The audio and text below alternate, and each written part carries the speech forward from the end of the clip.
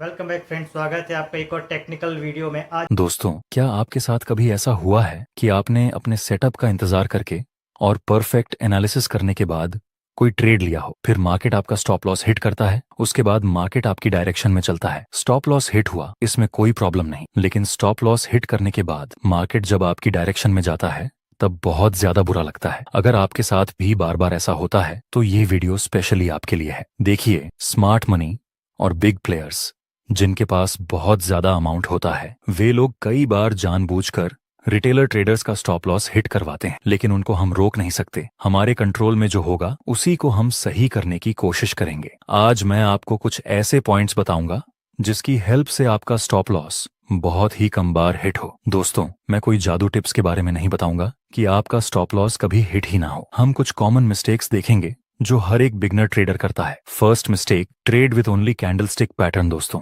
जब आप candlestick pattern सिखाते हैं तब आपने सुना होगा कि हैमर बनने के बाद मार्केट ऊपर जाता है और शूटिंग स्टार बनने के बाद मार्केट नीचे आता है। तो क्या यह सही है? ये बात 100% सही नहीं है। इसको एक एग्जाम्पल से समझते हैं। यहाँ पर मार्केट में एक प्रॉपर अपर ट्रेंड है, उसके बाद एक शूटिंग स्टार का निर्माण हुआ। अब जिन जिन बिगनर ट्रेडर्स ने अभी अभी कैंडलस्टिक पैटर्न के बारे में सीखा है, वे सब लोग यहाँ शूटिंग स्टार देखकर सेल में एंट्री करने लगेंगे और आगे मार्केट ये सभी बिगनर्स का स्टॉप लॉस हिट करने के बाद ऊपर चला जाता है। यहाँ बिगनर ट्रेडर ने क्या गलती की? उसने सिर्फ शूटिंग स्टार को देखकर सेल में एंट्री कर ली। आप ही बताइए, क्या इस शूटिंग स्टार में उतनी ज्यादा पावर हो सकती है कि ये पूरे के पूरे ट्रेंड को रिवर्स कर दे? Answer is no. आपको हमेशा ट्रेंड के साथ चलना है और उसके साथ ही दूसरी कॉन्फर्मेशन चेक करनी है। दोस्तों, मेरा यकीन मानिए, जब आप ट्रेंड के साथ काम करेंगे तब आपका स्टॉप लॉस भी बहुत कम हिट होगा। दूसरी मिस्टेक जो हर एक बिगिनर ट्रेडर करता है, अब तक आपने सीख लिया कि आपको ट्रेंड के साथ कैंडलस्टिक पैटर्न को देखना है। इतना सीखने के बाद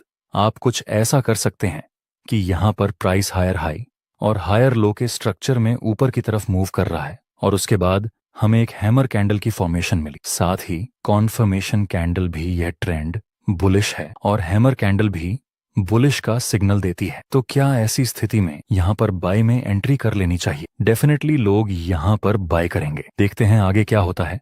एक बार फिर से स्टॉप लॉस हिट हो गया। दोस्तों, यहाँ जिसका एसएल हिट हुआ होगा वो लोग कंफ्यूज्ड होंगे कि यहाँ तो मैंने सिर्फ कैंडलस्टिक के बेस पर ट्रेड नहीं लिया, यहाँ तो मैं ट्रेंड के साथ हूँ, और फिर बाद में मैंने हैमर और कॉन्फर्मेशन कैंडल में ट्रेड लिया। फिर भी एसएल होने की वजह क्या हो सकती है? देखिए, जिस जगह पर यह हैमर बना, क्या उसके आसपास कोई सपोर्ट था? Answer is no. क्या जिस जगह पर यह हैमर बना उस जगह पर कोई बुलिश ट्रेंड लाइन थी? Answer is no. तो फिर ऐसे हैमर हमारे कोई काम का नहीं है। जब भी आप कोई कैंडलस्टिक पैटर्न के ऊपर ट्रेड लें तो याद रखें कि वह कैंडलस्टिक पैटर्न किसी लोकेशन के आसपास बना हो। कोई बुलिश कैंडल किसी सपोर्ट के आसपास बनी होनी चाहिए और कोई बेरिश कैंडल किसी रेजिस्टेंस के आसपास बनी होनी चाहिए, तभी यह चीज बेहतर तरीके से आपको रिजल्ट देगी। कैंडल किसी लोकेशन पर बने, यह बहुत ही ज्यादा जरूरी है। इसका रीजन समझिए। मान लो आपने 1 करोड़ का बंगला बनाया शहर में और 1 करोड़ का दूसरा बंगला बनाया गांव। 5 साल बाद यह दोनों बंगले आप बेचना चाहते हैं, तो आपके हिसाब से किस बंगले की प्राइस ज्यादा मिलेगी? जाहिर सी बात है, शहर वाले बंगले में आपको 5 साल बाद ज्यादा प्राइस मिलेगी। हालांकि दोनों बंगले बनाने में आपको 1 करोड़ लगे हैं, फिर भी सिटी में आपको ज्यादा प्राइस मिलेगी। रीजन है इसका लोकेशन। इसी तरह कैंडलस्टिक का लोकेशन जरूरी है कि वह कैंडलस्टिक पैटर्न कहाँ बनती है। तीसरी मिस्टेक जिसको हम एग्जाम्पल से सीखेंगे से नीचे आ चुका है और नीचे ये सपोर्ट भी है। यहाँ प्राइस ये सपोर्ट से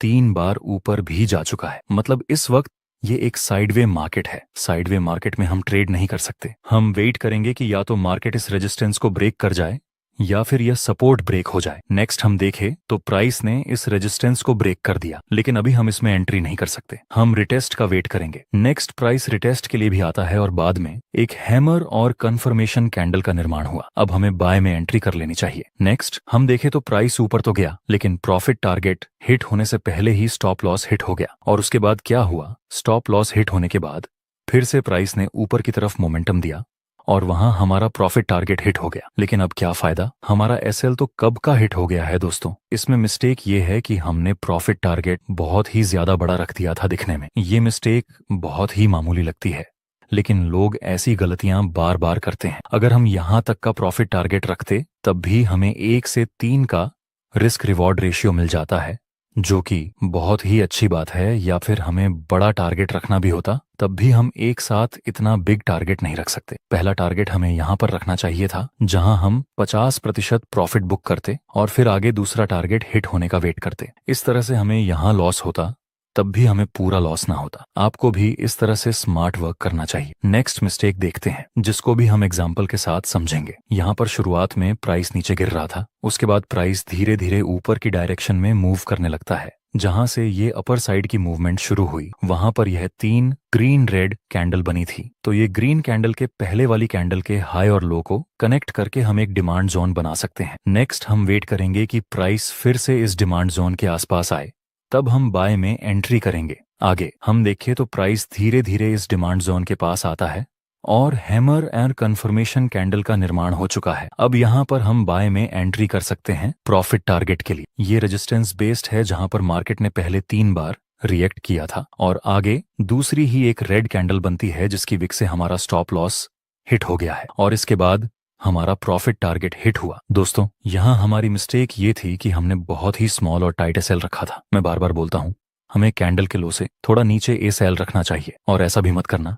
कि आप बहुत ही ज्यादा बड़ा एसएल रख डालो, बट एटलीस्ट टाइट एसएल तो नहीं होना चाहिए। नेक्स्ट हम देखें तो फिर से इसी डिमांड जोन के पास एक हैमर और कंफर्मेशन कैंडल का निर्माण हुआ। हम दूसरी बार बाय में एंट्री करेंगे। इस बार हम टाइट स्टॉप लॉस नहीं रखेंगे, हैमर के लो से थोड़ा नीचे स्टॉप लॉस रखेंगे और पहला प्रॉफिट टारगेट हम इस रेजिस्टेंस पर रखेंगे जहां पर हम 50% प्रॉफिट बुक कर लेंगे और बाकी के प्रॉफिट टारगेट को हम ट्रेल करेंगे। नेक्स्ट मिस्टेक है कि trade with FOMO and chasing the moment Como, missing out. इसका क्या मतलब होता है, आइए एग्जाम्पल से देखते हैं। जब मार्केट बहुत ज्यादा मोमेंटम के साथ मूव करता है और आपको ऐसी जगह पर कोई बड़े बड़े कैंडल दिखने लगे तो तुरंत आपके दिमाग में एक थॉट आएगा कि अब मार्केट बहुत ज्यादा नीचे गिर सकती है, कहीं यह ट्रेड मिस ना हो जाए, इसलिए मैं यहाँ तुरंत एंट्री कर लेता हूँ। इसको बोलते हैं फोमो। जब आप फोमो के साथ ट्रेड करेंगे तब आपकी एंट्री सही नहीं होगी तो स्टॉप लॉस भी सही नहीं रहेगा। इसलिए हमेशा वेट करें रिटेस्ट का,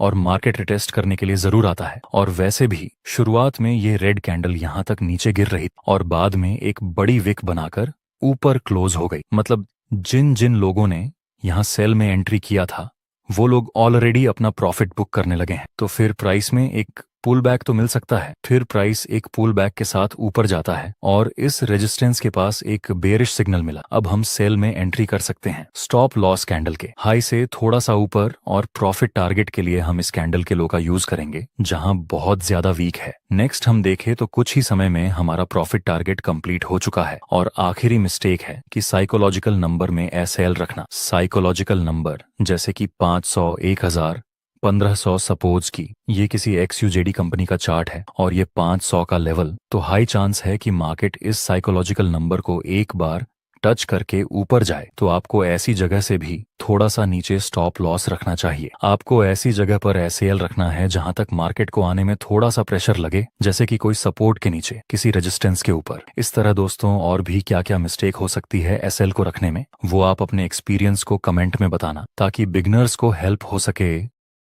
पसंद आए तो प्लीज़ लाइक करें, कमेंट्स में लिख के बताएं कि आपका पसंदीदा कैंडलस्टिक पैटर्न्स कौन सा है, और अपने दोस्तों के साथ शेयर जरूर करें क्योंकि उनके सब वो भी अपनी ट्रेडिंग जर्नी को नेक्स्ट लेवल तक इनकी सहायता से ले जा सकते हैं।